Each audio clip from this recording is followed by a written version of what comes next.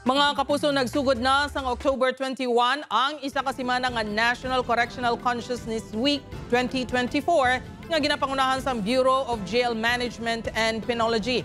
May tema nga makataong pakikitungo at matatag na prinsipyo tungo sa maunlad na serbisyong piitan, tinutuyo sang selebrasyon nga mapabatyag sa mga persons deprived of liberty o kon PDL nga may buwas damlag pang nagahulat sa ila pagwa sa mga jail facility kag pagpakigasimpon sa komunidad.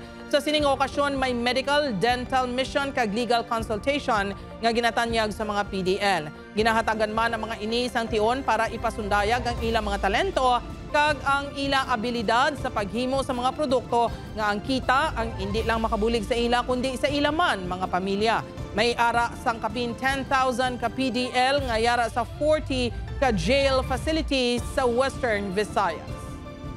May pipila gali sa atong mga kaupdanan nga ara sa sulod sa bilangguan nga kinahanglan man nga ulit doon tanawon kag tani mabuligan